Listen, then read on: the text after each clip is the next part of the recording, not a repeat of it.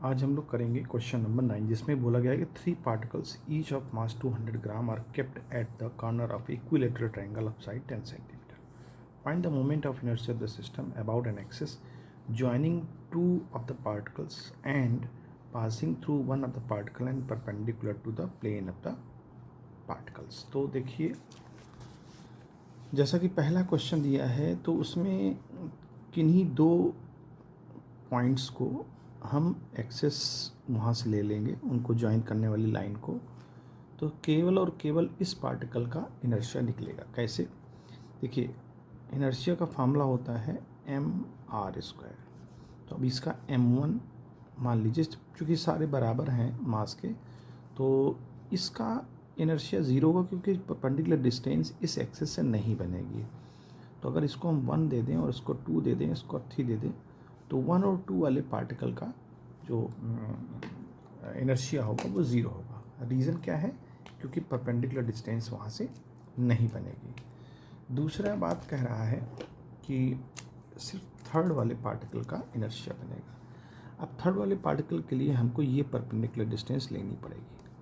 देखिए सारे angle 60 degree के हैं क्योंकि इक्विलेटरल ट्रायंगल है, और ये हमको दे रखा है 10 सेंटीमीटर.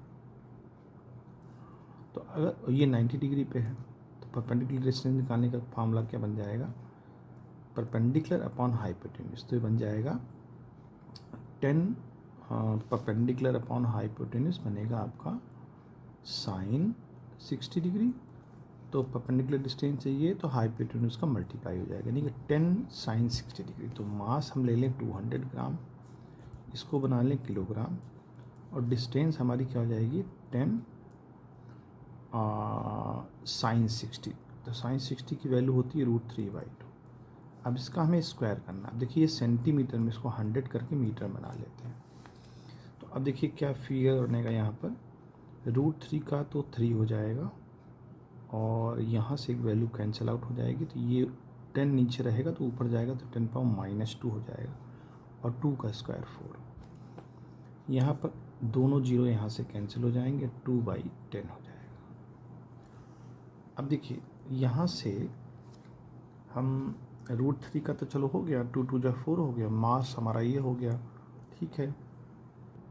यहाँ से जब हम इसको कैंसिल करेंगे, 2 5 5 4 20, यानी 3/20 इंटू 10⁻⁻2. अब इसको हम, ये जीरो ऊपर चला जाएगा और ये कैंसिल आउट हो जाएगा, तो 1.5 इंटू 10⁻³ किलोग्राम मीटर स्क्वायर हो जाएगा.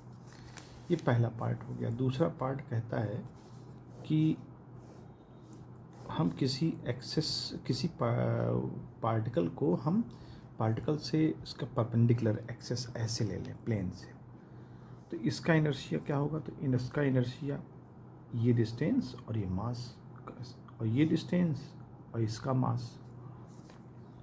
तो अब आप ये समझें कि इसका तो इनर्शिया जीरो होगा क्योंकि परपेंडिकुलर डिस्टेंस नहीं बनेगी, उसी एक्सेस पे एग्जिस्ट कर रहा है.